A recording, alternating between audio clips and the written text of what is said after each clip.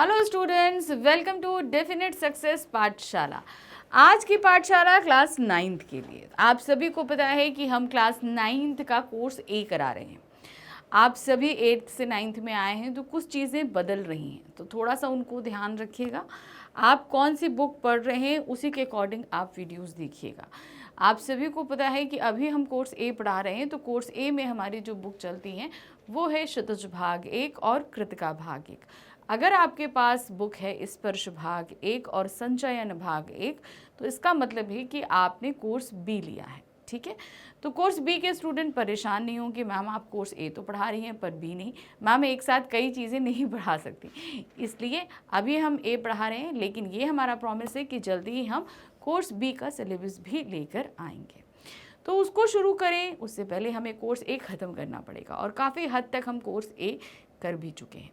आप सभी को पता है कि कोर्स ए में हमारी 2 बुक हैं, क्षितिज भाग 1 और कृतिका भाग 1।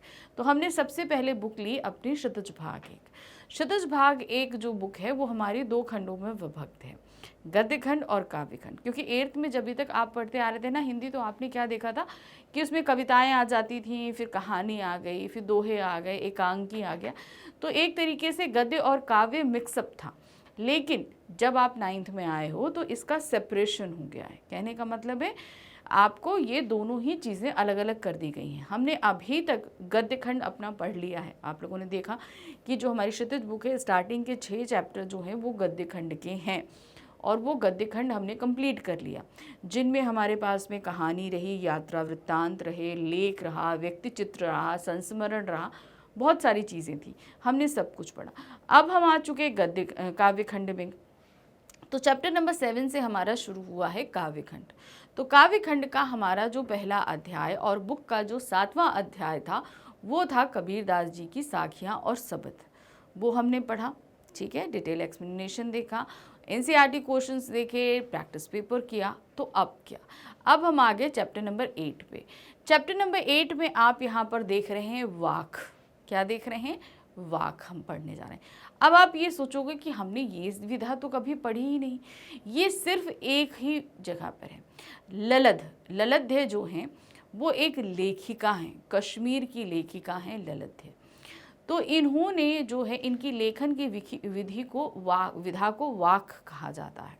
जैसे कि हम सूरदास जी के पद बोलते हैं, कबीरदास जी के दोहे बोलते हैं, है ना, मीराबाई जी के पद बोलते हैं, तो उसी तरीके से जो ललद हैं उनके वाक आते हैं।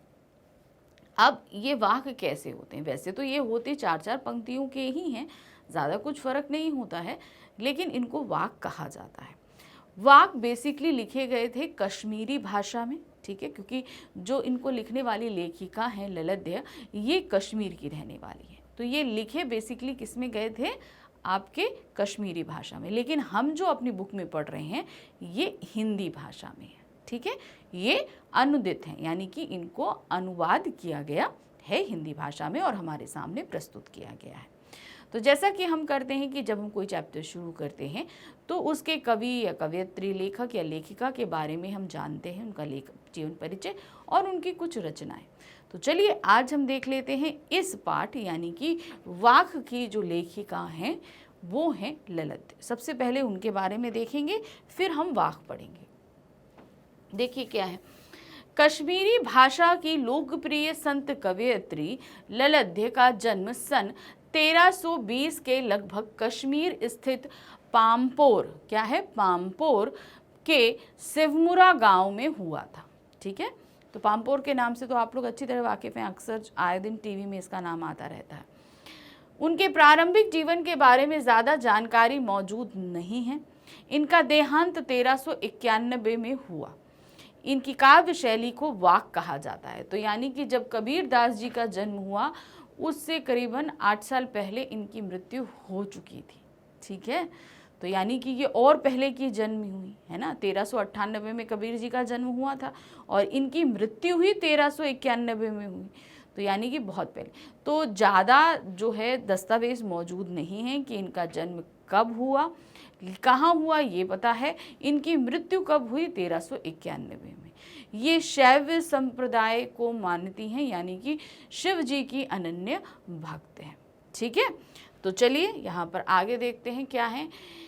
ललित की काव्य शैली को वाक कहा जाता है। जो उन्होंने लिखा है उसको हम क्या बोलते हैं, वाक।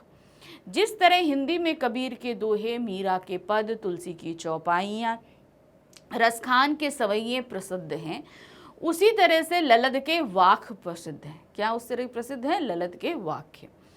अपने वाकों के जरिए उन्होंने जाति, धर्म और संकीर्णता के ऊपर उठकर भक्ति के ऐसे रास्ते पर चलने पर जोर दिया जिसका जुड़ाव जीवन से हो। उन्होंने धार्मिक आडंबरों का विरोध किया और प्रेम का सबसे बड़ा मूल्य बताया। तो इन्होंने ये बताया कि हम जब इस धरती पे जन्म लेते हैं तो हम किसी न किसी जाति या धर्म या संप्रदाय से जुड़ जाते हैं। तो वो चीज़ उन्होंने बताई कि हम जुड़ तो भले जाते हैं, उसमें हमारा वश नहीं है, लेकिन हम एक ऐसे रास्ता अपना सकते हैं जहाँ पर हम इस जाति या धर्म से थोड़ा सा विरक्त, मतलब इन सारी चीज़ों से, इन आडंबरों से, दिखावों से अलग होकर जो है ऊपर होकर जी। तो हमें जो है वो ईश्वर भक्ति करनी है, लेकिन किसी भी जाति या संप्रदाय में बंधकर नहीं रहना। प्रेम के भाव को सब सर्वोपरि मानना है। क्या है? प्रेम सर्वोपरि है, इस चीज़ को मानकर कार्य करना है। तो इनकी बहुत सारी कृतियाँ नहीं अवेलेबल हैं, बहुत कम ही अवेलेबल हैं, लेकिन वो सभी वाक ही कहलाती हैं। तो ध्यान रखिएगा, कोई संग्रह ज़्यादा कुछ नहीं है, वाक ही कहलाती हैं। ठीक है, चलिए आगे। अब हमारे सामने जो हमारी ये पुस्तक में वाक रखे गए हैं, 4 वाक रखे गए हैं। कितने हैं? 4। इन चारों को हम पढ़ने वाले हैं, लाइन वाइज समझेंगे और फिर इनकी व्याख्या। पहला वाक है, रस्सी कच्चे धागे की खींच रही मैं नाव, जाने कब सुन मेरी पुकार, करे देव भव सागर पार। पानी टपके कच्चे सकोरे, व्यर्थ प्रयास हो रहे मेरे, जी में उठती रह रहे हुक, घर जाने की चाह है घेरे। तो अब यहाँ क्या कह रही हैं कवयित्री? कवयित्री ने यहाँ ईश्वर से मिलने की अपनी जो उत्सुकता है उसको व्यक्त किया है, कि मतलब वो कितने प्रयास कर रही हैं कि ईश्वर से मिल लें, लेकिन वो मिल नहीं पा रही। क्या कहती हैं? रस्सी कच्चे धागे की खींच रही मैं नाव। अब नाव क्या है? वो बोल रही है कि एक नाव है और उस नाव को मैं कच्चे धागे से खींच रही हूँ। कच्चे धागे से जो रस्सी बंधती है ना, मैं उससे खींच रही हूँ। अब इसके पीछे का तात्पर्य क्या है?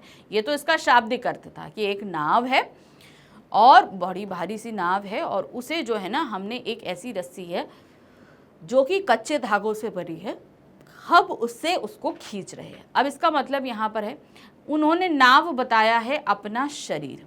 क्या बताया है? नाव अर्थात उनका शरीर। कच्चे धागे की रस्सी का तात्पर्य क्या है? अब उनका जीवन जो है वो समाप्ति की तरफ है। समाप्ति की तरफ यानी कि वो पूरा उन्होंने जीवन जी लिया है, अब वो वृद्धावस्था की तरफ होता है। तो वृद्धावस्था में कैसी हो जाती हैं? सांसें हमारी कमज़ोर हो जाती हैं, हो जाता ना, इतनी सांसों पर बस नहीं रहता, हम जल्दी थकते हैं, सब कुछ होता है। तो वही चीज़ उन्होंने बोला कि अब ये जो नाव रूपी शरीर है, इसकी सांसें अब कच्ची हो गई हैं और उनकी सांसों की रस्सी से मैं शरीर को खींच रही हूँ। तो सीधे सीधे तात्पर्य क्या है कि अब उनका शरीर बहुत कमज़ोर हो चुका है।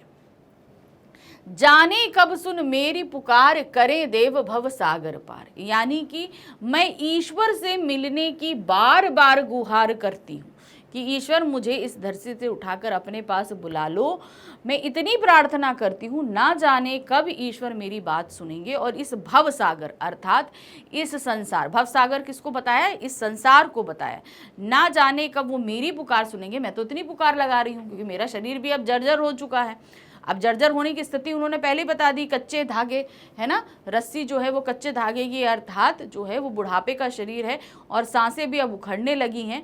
मैं इतना प्रयास कर रही हूँ, मैं इतनी गुहार लगा रही हूँ उनसे कि आप मुझे अपने पास बुला लीजिए, ना जाने वो कब मेरी पुकार सुनेंगे और इस भवसागर रूपी, यानी कि भवसागर मतलब होता है सागर का मध्य भाग, जहाँ पर बहुत ज़्यादा हिलोरे उठते हैं, वहाँ से मुझे ना जाने कब ये अपने पास बुलाएंगे। पानी टपके कच्चे सकोरे, व्यर्थ प्रयास हो रहे मेरे। तो अब यहाँ पर क्या कह रही हैं? अब इसको इन्होंने बहुत अच्छे एक माध्यम से उन्होंने समझाया है। कुम्हार को देखा है, कुम्हार जब दिया बना, सकोरा का मतलब जानते हो, हम लोग छोटे छोटे दीपावली में दिए जलाते हैं, ठीक है, दिया जलता है। सकोरा क्या होता है? बड़ा वाला दिया, बड़ा दिया होता है ना, आप लोगों ने देखा होगा दीपावली में एक बड़ा दिया भी मिलता है, उसको बोलते हैं सकोरा। अब ये सकोरे मार्केट में दो तरीके से मिलते हैं। एक तो देखेंगे आप लाल रंग का होता है जो पका हुआ होता है, ठीक है, एक जो है वो मिट्टी के रंग का होगा, ग्रे ग्रे कलर का, वो कच्चा होता है। तो अब इन्होंने क्या बोला कि कुम्हार जो है उसने सकोरा बनाकर रखा, कच्चा सकोरा, ठीक है। अब उस कच्चे सकोरे में अगर हम पानी भर दें तो क्या होगा? मान लीजिए अभी गीली मिट्टी से कुम्हार ने तुरंत मिट्टी से सकोरा बनाया, रखा, और उसमें हम तुरंत पानी भर दें तो क्या होगा? पानी तुरंत ही टपकने लगेगा, उसमें से रुकेगा तो है ही नहीं, टपकने लगे ना, क्योंकि वो तो कच्चा है। तो उसी तरीके से वो कह रहे हैं कि जिस तरीके से कच्चे सकोरे में से पानी टपकता है, उसमें रुकता ही नहीं है, वो जितना सकोरा जितनी कोशिश कर ले उस पानी को रोकने के लिए, वो रोक नहीं पाता। उसी तरीके से मैं भी बहुत सारे प्रयास कर रही हूँ ईश्वर से मिलने के, लेकिन मेरे सारे प्रयास व्यर्थ हो रहे हैं।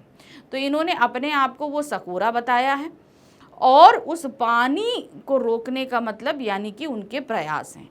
तो उन्होंने बहुत सारे प्रयास किए ईश्वर से मिलने के लिए, उनके सारे प्रयास व्यर्थ जा रहे हैं। उसी तरीके जिस तरीके से कच्चे सकोरा जो है वो पानी को रोकने में जो है वो असमर्थ हो जाता है। जी में उठती रह रहे हुक, घर जाने की चाह है गहरी, यानी कि मेरे दिल में बार बार जो है अपने घर जाने की हुक। अब इन्होंने क्या बताया कि जो कहते हैं ना, आत्मा के लिए ये शरीर किराए का घर होता है, इसके लिए अपना घर क्या होता है? ईश्वर के पास। तो वही कह रहे हैं कि मेरे अंदर जो है ये बार बार हुक उठ रही है कि किसी तरीके से मैं अपने घर पहुंच जाऊं, अर्थात मैं ईश्वर के पास पहुंच जाऊं। तो मैं रह रहकर बहुत ज़्यादा बेचैन होती हूं, मेरे अंदर बहुत ज़्यादा तड़प है बस कहाँ पहुंचने की? ईश्वर के घर पहुंचने की। तो ये था इसका हमने लाइन वाइज अर्थ बताया। अब इसकी व्याख्या देखिए क्या है। प्रस्तुत पंक्ति में कवित्री ने नाव की तुलना अपनी जिंदगी से करते हुए कहा है कि वे इसे कच्ची डोरी यानी कि सांसों द्वारा चला रही हैं। वह इस इंतजार में अपनी जिंदगी काट रही हैं कि कभी प्रभु उनकी पुकार सुन उन्हें इस जिंदगी से पार करेंगे। मतलब वो बार बार प्रयास करती हैं, बार बार उनको बुलाती हैं कि मुझे जो है आप अपने पास बुला लीजिए। उन्होंने अपने शरीर की तुलना मिट्टी के कच्चे ढांचे से करते हुए कहा है कि उसे नित्य पानी टपक रहा है, यानी कि धीरे धीरे जो है वो आयु कम हो रही है, यानी प्रत्येक दिन उनकी उम्र कम होती जा रही है।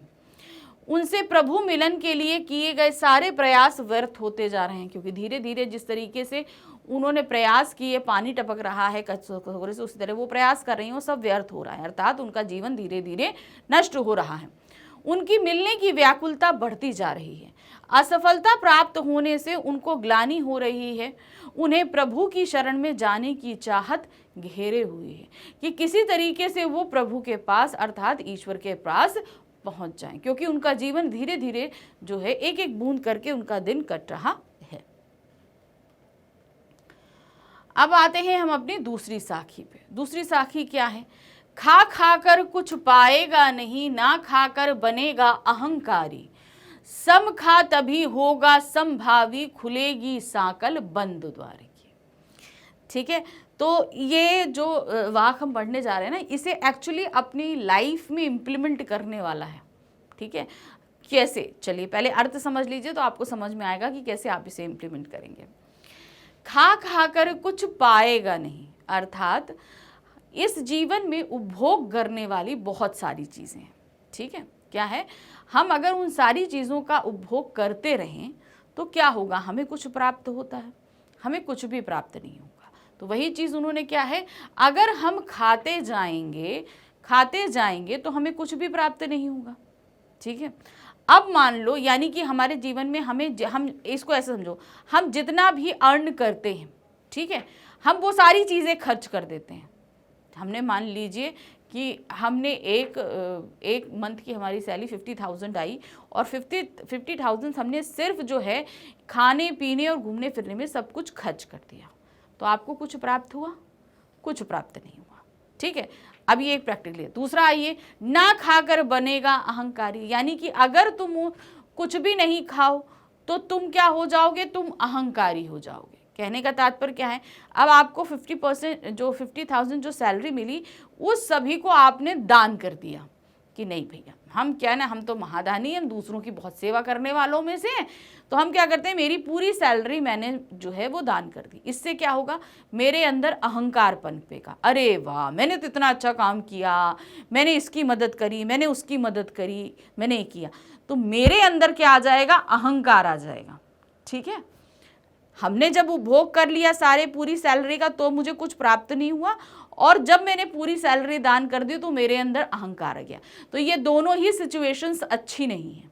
ठीक है, अब इसके लिए कवियत्री क्या कहती हैं, सम खा तभी होगा समभावी, यानी का क्या कहा उन्होंने, यानी कहा कि तुम सम रहो, अर्थात उन्होंने क्या बोला कि जैसे तुमको 50,000 रुपये सैलरी मिल रही है तो उसमें 25,000 उपभोग करो और 25,000 दान करो, तो ये समभाव है, यानी कि तुम उसका अपनी सैलरी का इस्तेमाल भी कर रहे हो, तो तुमने थोड़ा सा प्राप्त हुआ और थोड़ा तुमने उसको दान कर दिया, तो तुम्हारे अंदर अहंकार भी नहीं आया कि मैंने ऐसा किया, जैसी शब्द है। तो उन्होंने कहा कि सम खाओगे तुम तभी समभावी बनोगे, यानी कि तुम्हारे अंदर दोनों ही चीजें नहीं आएंगी, त्याग करने का और उपभोग करने का, दोनों के ही चीजों को लेकर अहंकार तुम्हारे अंदर नहीं पनपेगा। खुलेगी साकल बंद द्वार की, अब खुलेगी साकल बंद द्वार की, साकल मंदर होती है कुंडी, ठीक है, दरवाजा होता है, दरवाजे में जो कुंडी होती है उसको साकल कहते हैं। जब तुम इस तरीके से जियोगे संभाव होकर, तो तुम्हारे मन के दरवाजे के ऊपर जो कुंडी लगी हुई है वो खुल जाएगी।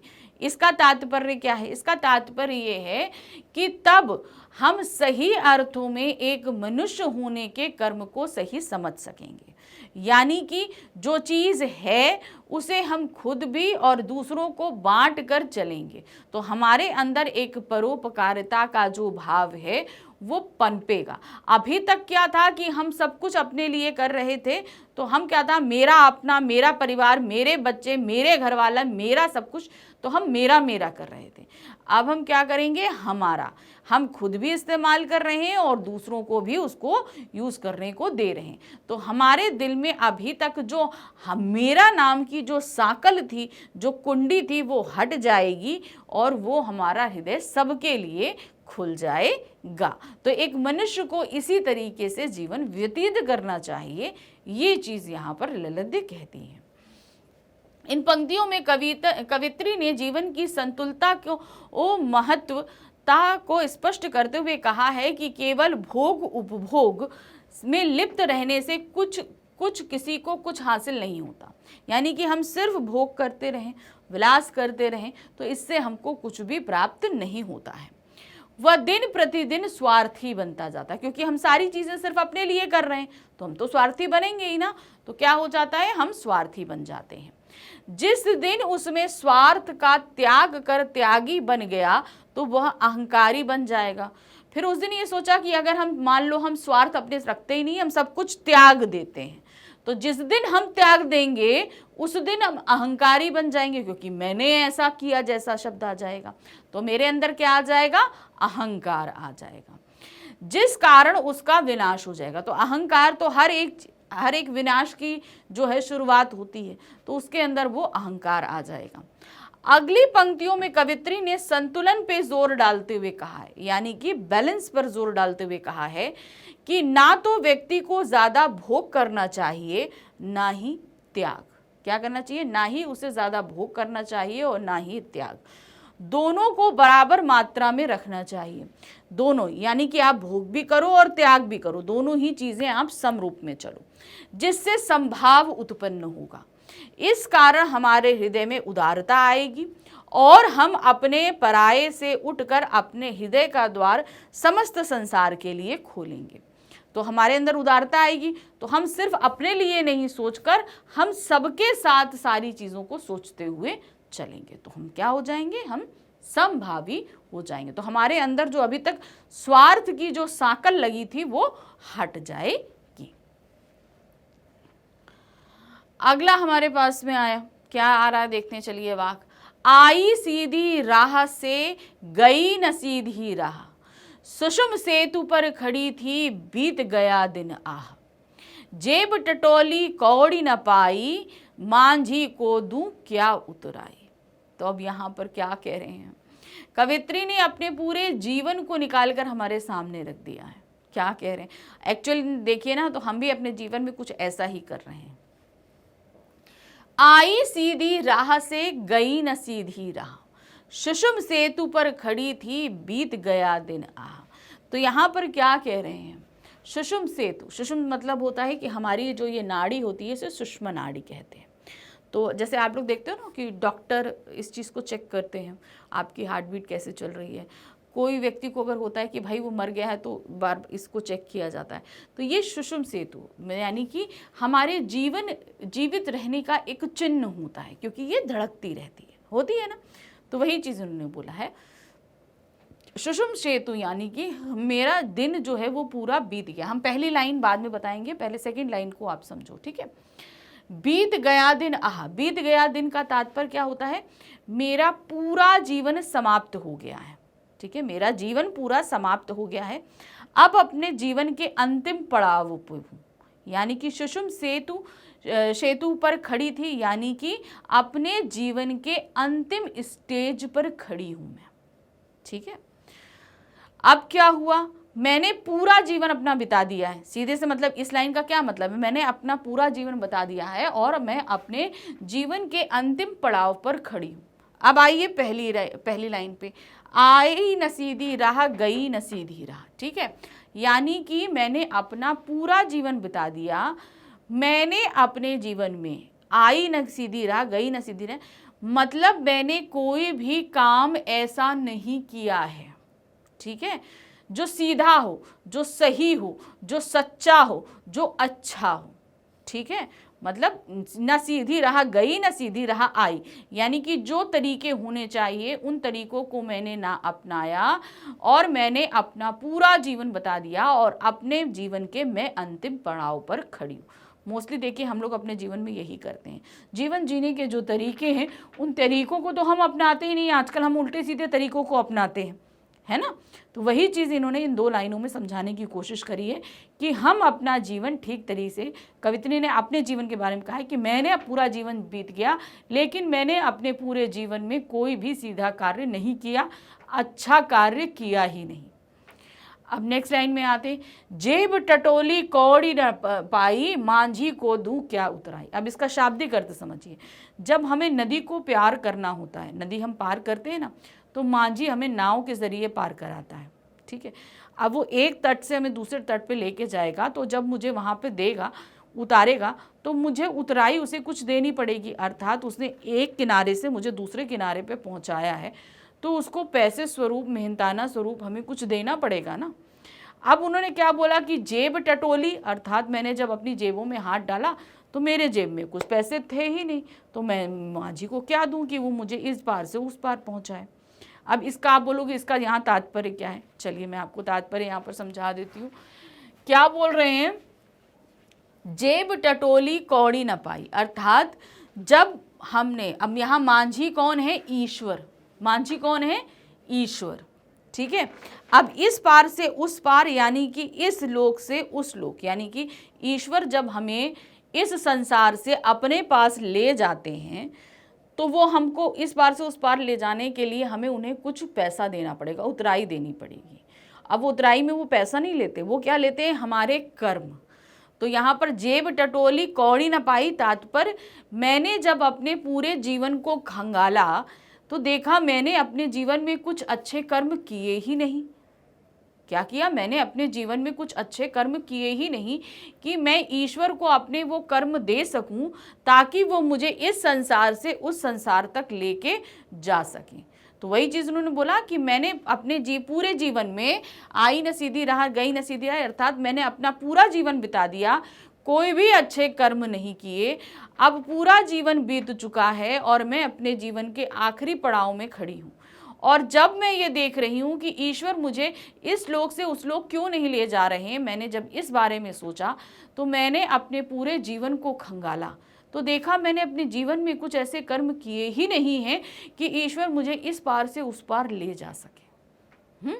मेरे पास वो कौड़ी अर्थात वो अच्छे कर्म हैं ही नहीं। अब इनका अर्थ देखिए, इन पंक्तियों में कवयित्री ने अपने पश्चाताप को उजागर किया है, क्योंकि उन्होंने अच्छे कर्म नहीं किए तो ये उनको चीज का पश्चाताप है। अपने द्वारा परमात्मा से मिलान के लिए सामान्य भक्ति मार्ग को ना अपनाकर हठ योग का सहारा लिया। यानी कि ईश्वर क्या कहते हैं, आप भक्ति मार्ग अपनाइए, ईश्वर दूसरों की सेवा कीजिए। तो मैंने वो काम तो किया नहीं, मैंने अपना जीवन हठ योग बिता दिया, मुझे जैसे बिताना था मैंने उस तरीके से बिताया। अर्थात उसने भक्ति रूपी सीढ़ी को ना चढ़कर कुंडलियों योग को जागृत कर परमात्मा और अपने बीच सीधे तौर पर सेतु बनाना चाहती थी। यानी कि वो चाहती थी कि हम सीधे पहुंच जाएं, लेकिन ईश्वर इस तरीके से नहीं पहुंचाते। ईश्वर हमेशा कर्मों को देखते हैं कि आपने कर्म क्या किए हैं। परंतु वह अपने इस प्रयास में लगातार असफल होती रही कि मैं चलो अब मैं प्रार्थना करती हूँ, मतलब कुंडली योग बनाने का मतलब होता है कि मैं अब अंतिम समय में आकर प्रार्थना करूँ कि ईश्वर मुझे अपने पास ले चलो। तो ऐसे प्रार्थना करने से नहीं होता, आपके कर्म ही मायने रखते हैं। असफल होती रही और साथ ही आयु भी बढ़ती गई। तब उसने अपनी गलती का एहसास हुआ, तब तक बहुत देर हो चुकी थी और उनके जीवन की संध्या नजदीक आ गई थी, अर्थात उनकी मृत्यु करीब थी। जब उसने अपनी जिंदगी का लेखा जोखा किया तो पाया कि वो बहुत दरिद्र है ना, कि मतलब हम देखते हैं कि हमें कितना प्रॉफिट हुआ, क्या हुआ। तो उन्होंने अपने पूरे जीवन को एनालाइज किया तो देखा अरे मेरे पास तो कुछ है ही नहीं, दरिद्र हूँ मैं, गरीब हूँ मैं। और उसने अपने जीवन में कुछ सफलता नहीं पाया या कोई पुण्य कर्म नहीं किया और अब उसके पास कुछ करने का समय भी नहीं है। मतलब पूरा जीवन बीत चुका है, अभी तक कुछ किया नहीं, आखिरी समय में आप देख रहे हो कि मैंने कुछ किया कि नहीं किया, तो अब उतना समय भी नहीं है। अब तो उसे परमात्मा से मिलान हेतु भक्ति भवसागर के पार ही जाना होगा। पार करने के लिए परमात्मा जब उससे पार उतराई के रूप में उसके पुण्य कर्म मांगेंगे तो वह ईश्वर को क्या मुंह दिखाएगी कि भाई मैं तुमको उतार रहा हूं, तुम अपने पुण्य कर्म दो तो तब तो मैं तुम्हें यहां से वहां ले सकूं, तो मैं क्या मुंह देखूंगी और उन्हें क्या देंगी, क्योंकि उसने तो पूरी जिंदगी ही हठ योग में बिता दिया, यानी कि जिद में बिता दिया कि मुझे जिस तरीके से अपनी जिंदगी जीनी है मैं उस तरीके से जीऊंगी। लेकिन जीने जिंदगी को व्यतीत करने का अपना एक प्रॉपर वे होता है, उस वे को मैंने अपनाया ही नहीं, अच्छे कर्म किए ही नहीं। उसने जिंदगी में ना कुछ पुण्य कमाया और ना ही कोई उदारता दिखाई। अब कवयित्री अपनी इस अवस्था पर पूर्ण पछतावा हो रहा है कि मतलब मैंने ये जो किया वो बहुत गलत है, इस चीज को लेकर उन्हें पश्चाताप हो रहा है। पर इससे अब कोई मोल नहीं, क्योंकि जो समय एक बार चला जाता है वो वापस नहीं आता। अब पछतावा के अलावा वह कुछ नहीं कर सकती। तो कहने का तात्पर्य है कि हमारी जिंदगी में बहुत सारे समय हैं हमें अपने कर्मों को अर्जित करने के लिए। अगर हमने अभी कर्म नहीं किए और अपने जीवन के अंतिम पड़ाव में हम जाकर सोचें कि अब हम पुण्य कमा लेंगे, तो ऐसा नहीं होता। हमें ये नहीं कि हम ये बोलो कि हम पूरा दिन में सिर्फ एक बार, पूरे महीने में एक बार भरपेट खा लें और पूरा महीना चल जाए, ऐसा नहीं होता। तो हमें छोटे छोटे मिल्स लेने होते हैं, उसी तरीके से हमें पूरी जिंदगी में अच्छे कर्म करने होते हैं। ये नहीं कि बुढ़ापे का इंतजार करें और तब जाकर हम अच्छे कर्म करें। इसी चीज का पश्चाताप हमारी कवयित्री को हो रहा है। अब है हमारे पास हमारा चौथा वाक्य, यानी कि 4 वाक्य दिए थे, 3 हमने पढ़ लिए, चौथे वाक्य पे आगे क्या दिया है। थल थल में बसता है शिव ही, भेद न कर क्या हिंदू मुसलमान, ज्ञानी है तो स्वयं का जान, यही साहिब से पहचान। तो मैंने आपको एक चीज यहाँ पर देखिए, आप देखोगे मैंने कबीर जी जब आपको पढ़ाए थे तब भी मैंने बताया था कि उन्होंने हिंदू मुसलमान के ऊपर ही चीज कही, क्योंकि उस समय यही 2 धर्म प्रमुखत रूप से थे। ठीक है, तो वही चीज़ यहाँ पर वाक्य में भी बताई गई है ललद में। क्योंकि देखिए जब कबीर जी का जन्म हुआ तो उससे पहले ललद की मृत्यु हो चुकी थी। ठीक है, तो ये 1300 समथिंग की बात है, 1391 में उनकी मृत्यु हो चुकी थी। कबीर जी का जन्म 1398 में हुआ, उनकी मृत्यु जो है 1513 में हुई। तो ये एक ऐसा काल था जब भारत पर मुगलों का साम्राज्य था मुगल राज कर रहे थे। तो ये दो धर्म बहुत ही प्रबल थे। थल थल में बसता है शिव ही। मैंने आपको स्टार्टिंग में ललित का जब मैं जीवन परिचय बता रही थी तो मैंने बताया था कि ये शैव संप्रदाय से ताल्लुक रखती हैं, यानी शिव की अनन्य भक्त हैं। ठीक है, जैसे अक्क महादेवी थी। ठीक है, अक्क महादेवी के बारे में भी हम आगे पढ़ेंगे। तो अक्क महादेवी भी एक ऐसी ही कवयित्री थी जो शिव की अनन्य भक्त थी। तो इन्होंने क्या बोला है कि थल थल में बसता है शिव। थल थल में यानी कि इस पृथ्वी के हर एक कण में शिव का वास है, यानी कि ईश्वर का, आप ऐसे मान लो कि ईश्वर का वास है। ठीक है, अब चूंकि वो शिव की अनन्य भक्ति तो वो शिव जी के लिए ही बोलेंगी। तो यहाँ पर बोला कि जो ये पृथ्वी है इसके हर एक कण कण में शिव जी का वास है। भेद ना कर क्या हिंदू मुसलमान। अब हम लोग क्या करते हैं, हम लोग भेद करते हैं, नहीं ये हिंदू है, नहीं ये मुसलमान है। जब हर एक कण में ईश्वर का वास है तो हम क्यों हिंदू और मुसलमान के चक्कर में पड़ते हैं, हमें नहीं पढ़ना चाहिए ना। तो वो चीज, ज्ञानी है तो स्वयं को जान, यही है साहिब से पहचान। अगर तुम सही मायनों में ज्ञानी बनना चाहते हो तो तुम अपने आप को खोजो। कहने, अब यहाँ पर अपने आप को खोजने का तात्पर्य क्या है, क्योंकि हम कहते हैं कि जब थल थल हर एक कण कण में ईश्वर व्याप्त है तो यानी कि हमारे अंदर भी ईश्वर व्याप्त है ना। तो तभी तो कहते हैं कि हम सबसे पहले अपने आप को पहचानें। अगर हम अपने आप को पहचानेंगे तो हमको अपनी बुराइयां पहले दिखेंगी और हम अपनी बुराइयों को अपने आप से अलग करना शुरू करेंगे। और जब हम अलग करना शुरू करते हैं तो क्या होता है, हमारे अंदर का जो आत्मा है वो शुद्धि पे आ जाती है। हम सब कुछ अपनी बुराइयां हटाकर अपनी अच्छाइयां ले आते। तो वही चीज उन्होंने बोला, ज्ञानी है तो स्वयं को जान। अगर तुम्हें ज्ञानी बनना है तो अपने आप को जानो, अपने आप को खोजो, अपने आप को पहचानो, यही है साहिब से पहचान। और जब तुम अपने आप को खोजोगे और जानोगे तभी तुम्हारा शिव साहिब यानी कि ईश्वर से तुम्हारी पहचान हो जाएगी, अर्थात तुम ईश्वर से मिल जाओगे।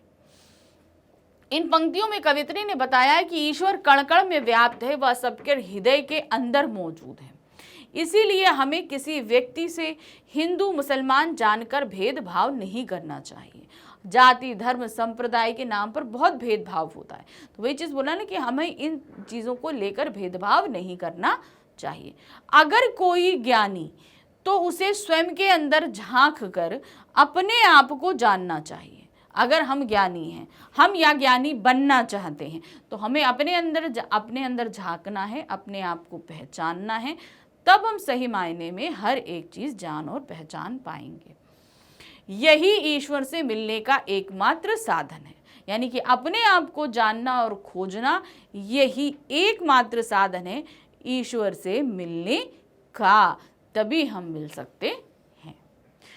तो देखा आपने, हमने चारों वाक आपको अच्छे से समझा दिए कि क्या है इन वाक में, क्या चीज़ें कही गई हैं, समझाई गई हैं। अब चलिए इन जो हमने ये वाक पढ़े इनके सार को या सारांश को हम देखते हैं। चारों वाक को हम अलग अलग देखेंगे। सबसे पहला वाक हमारे सामने आ रहा है, देखिए।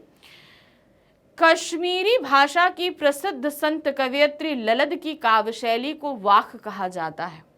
हाँ, हमने ये चीज आपको बताई। पहले वाक में कवयित्री ने अपने अनुभव के आधार पर कहा है कि वह अपनी सांसों की कच्ची रस्सी की सहायता से इस शरीर रूपी नाव को खींच रही हैं। ठीक है, क्योंकि अब कहते हैं ना बुढ़ापे में आके सांसें टूटने लगती है तो क्या हो जाती है, रस्सी कच्चे धागे की हो जाती है। तो उस नाव रूपी शरीर को वो उस कच्ची रस्सी से खींच रही हैं। पता नहीं कब ईश्वर मेरी पुकार सुनकर मुझे भवसागर से पार करेंगे। जिस प्रकार कच्ची मिट्टी से बने पात्र से पानी टपक टपक कर कम होता रहता है, उसी तरह समय बीतता जा रहा है और प्रभु को पाने के मेरे प्रयास व्यर्थ सिद्ध हो रहे हैं। यानी कि अब उम्र बीत रही है, जितने प्रयास हैं वो सभी व्यर्थ होते जा रहे हैं, क्योंकि मैं बहुत कोशिश कर रही हूँ मगर ईश्वर से मेरा मिलन नहीं हो पा रहा है। तो मतलब मेरा शरीर जो है वो धीरे धीरे ढलता जा रहा है। कवयित्री के मन में बार बार एक ही पीड़ा उठती है कि वह कब वह इस नश्वर संसार को छोड़कर प्रभु के पास पहुंच जाएं और सांसारिक कष्टों से मुक्ति पा सकें। तो उनके मन में जो रह रहे कर हुक उठ रही है, वो हर तरीके से बस ईश्वर के पास पहुंचने की उनकी लालसा है। ना जाने कब वो ईश्वर से उनका मिलान हो पाएगा। तो ये हमारा क्या था, पहला वाक। अब हम आते हैं दूसरे वाक पे। दूसरे वाक में उन्होंने यानी कि ललध्य ने कहा है कि मनुष्य को मध्यम मार्ग अपनाना चाहिए, है ना। खा खा कर जो बनेगा अहंकारी, वही है। क्या है, मध्यम मार्ग अपनाना चाहिए। वह कहती है कि हे मनुष्य, तुम इन संसार में भोग विलास को छोड़कर यदि त्याग तपस्या का जीवन अपनाओगे तो मन में अहंकार आ जाएगा। बात सही है। अगर हम भोग विलास करते रहेंगे तो हमें कुछ प्राप्त नहीं होगा। उसको त्याग कर अगर हम जो जीवन अपनाएंगे, सारी चीज़ें त्याग देने का, तो हमारे मन में अहंकार आ जाएगा। इसीलिए तुम इसके बीच का मध्यम मार्ग अपनाओ, अर्थात भोग त्याग सुख दुख के मध्य मार्ग को अपनाने से ही प्रभु की प्राप्ति का बंद द्वार खुलेगा और प्रभु से मिलन होगा। क्योंकि मान लीजिए अगर हम सब कुछ त्याग करते हैं कि अरे ईश्वर मिल जाएगा, लेकिन हमारे अंदर अहंकार व्याप्त कर जाएगा, और जब तक अहंकार है तब तक ईश्वर से मिलन पॉसिबल नहीं है। तो उन्होंने कहा कि इस बीच के रास्ते को अगर तुम अपनाओगे, भोग विलास भी करोगे और त्याग भी करोगे, तो तब तुम कहीं जाकर उस रास्ते पर चलना शुरू करोगे जब तुम्हारे जो दिल में या हृदय में जो सांकल लगी है वो खुल जाएगी और ईश्वर की तरफ तुम अग्रसर होगे। तीसरा वाक है, क्या दिया है, तीसरे वाक में उन्होंने कहा है, ललध्य ने कहा है कि प्रभु की प्राप्ति के लिए वह संसार में सीधे रास्ते आई थी, परंतु यहाँ आकर मोह माया आदि सांसारिक उलझनों में फंसकर अपना रास्ता भूल गई। तो यानी कि उन्होंने क्या बोला कि मेरा जन्म जो हुआ था वो किस लिए हुआ था, कि मैं यहाँ पर आकर ईश्वर की भक्ति करूँगी, आराधना करूँगी, लेकिन यहाँ पर आकर मैं इस संसार की मोह माया में फंस गई, भोग विलास करने लगी, सब कुछ करने लगी, ईश्वर को एक तरीके से भूल गई। कवित्री जीवन भर सुषमा नाड़ी के सहारे कुंडली जागृत करने में लगी रही और इसी में उनका जीवन बीत गया। अर्थात क्या है, उनका जीवन क्या रहा, उन्होंने ठीक है कि भाई मैं इस शरीर को बना लूं, इस शरीर से मोह था, ये सारी चीजें करती रही। जीवन के अंतिम समय में जब उन्होंने अपनी जेब में देखा तो कुछ भी नहीं पाया, यानी कि उनके अच्छे कर्म उन्होंने देखे तो वो उन्होंने नहीं पाया।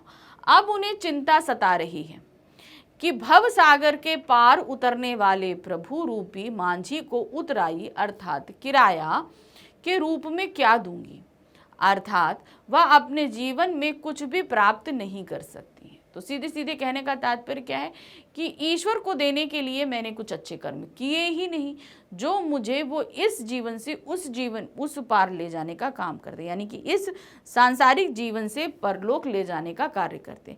तो वो अच्छे कर्म उन्होंने एक तरीके से बताया है कि जीवन में अगर आप ये चाहते हैं कि हमें मृत्यु के बाद भी परलोक की प्राप्ति हो अच्छे, तो आपको क्या करना होगा, अपने इस जीवन में जहाँ पर आप अभी हो वहाँ पर आपको अच्छे कर्म करने होंगे, तब कहीं जाकर आपको क्या होगा, एक अच्छा जो है इस जीवन जीने के बाद परलोक की प्राप्ति होगी। वरना ईश्वर तो कहेंगे कि भाई तुम्हारे अच्छे कर्म कहाँ हैं, वो हमें उस पार नहीं ले जाएंगे।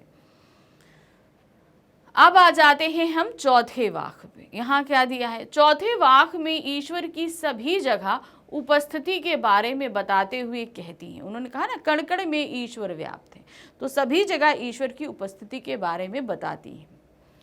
कहती हैं कि वह हर स्थान पर व्याप्त है। कोई भी आप कह रहे हैं एक पत्थर है, पेड़ है, नदी है, इवन एक चींटी है, हाथी, प्राणियों के तो हर एक अंदर जो है ईश्वर व्याप्त है। हे मनुष्य, तुम धार्मिक आधार पर हिंदू मुसलमान का भेदभाव को छोड़कर ईश्वर को अपना लो, यानी कि जो तुम भेदभाव करते हो उसको छोड़ दो, तुम्हें ईश्वर को अपनाना, ईश्वर को अपना लो। ईश्वर को जानने से पहले तुम स्वयं को पहचानो, स्वयं आत्मज्ञान करो। इससे प्रभु की पहचान आसान हो जाएगी। अर्थात ईश्वर की आत्मा रूप में हम सभी में निवास करते हैं। यानी कि कहते हैं ना कि सबसे पहले अंदर अपने झांको। हम अपने अंदर झांकेंगे तो हमारे अंदर बहुत सारे विकार हमको मिलेंगे, और जब हमें विकार दिखेंगे तो हम विकारों को हटाएंगे। विकारों के हटाने से हमारी आत्मा की शुद्धि होगी, हम सही और गलत का पूर्ण रूप से ज्ञान कर पाएंगे और वैसे ही बिहेव करेंगे। तब हम कहीं जाकर ईश्वर की प्राप्ति कर पाएंगे। तो जिस तरीके से हर एक कण में अगर ईश्वर व्याप्त हैं तो हमारे अंदर भी ईश्वर व्याप्त हैं। तो उसको ढूंढने के लिए तुम्हें जो है ये धर्म अपनाना, वो धर्म अपनाना, इस धर्म के आडंबर करना, उस धर्म के आडंबर करना, इन सारे को करने की तुम्हें कोई ज़रूरत नहीं है। तुमको क्या करना है, तुम्हें अपने आप को खोजना है, तुम्हें ईश्वर स्वतः ही प्राप्त हो जाएंगे। तो ये रहा हमारा 8वां अध्याय जिसे हमने आपको क्लियर किया, ठीक है ना। तो इसी तरीके से हम धीरे धीरे आगे बढ़ रहे हैं और धीरे धीरे देखिएगा कितनी जल्दी हमारे पूरे 13 चैप्टर इस बुक के हो जाते हैं। तो हमारा 8th चैप्टर का हमने डिटेल एक्सप्लेनेशन कर लिया, आपने देखा ना। तो इसमें हमने अभी अपनी डिटेल एक्सप्लेनेशन किया। अभी हमारे एनसीईआरटी क्वेश्चन और डेली प्रैक्टिस पेपर बाकी है। अब आप बोलोगे मैम एग्जाम ओरिएंटेड क्वेश्चन, तो वो जब हमारा पूरा सिलेबस एक्सप्लेनेशन का ख़त्म हो जाएगा तब हम एग्ज़ाम ओरिएंटेड क्वेश्चंस लाना शुरू करेंगे, ठीक है ना। तो चलिए, अभी तो हमारा ये वीडियो यहाँ समाप्त हो रहा है, लेकिन इसके बाद जो हमारा नेक्स्ट वीडियो आएगा वो इसी चैप्टर के एनसीईआरटी क्वेश्चंस रहेंगे। लेकिन आपको जो सबसे ज़रूरी काम करना है वो है डेफिनेट सक्सेस पाठशाला के चैनल को लाइक, सब्सक्राइब और शेयर करना। अब आप देख लीजिए, ये एक ऐसा प्लेटफॉर्म है जहां आपको बेहतरीन कंटेंट मिल रहा है, बेस्ट एक्सप्लेनेशन मिल रहा है, आपको सारी सब्जेक्ट्स की ऑनलाइन क्लासेस मिल रही हैं और लाइव क्लासेस भी मिलती हैं।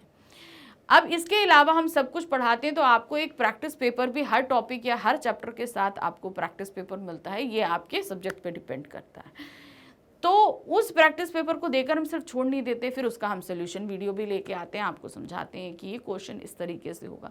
इस तरीके से हम सिर्फ पढ़ा नहीं रहे हैं, आपके सारी प्रैक्टिस भी कराते हुए चल रहे हैं, ठीक है। और आपको साथ में hand written note, study material सब कुछ मिल रहा है। तो जब इतनी सारी चीज़ें मिल रही हैं तो चैनल को तो लाइक, सब्सक्राइब, शेयर करना ही करना है, ठीक है ना।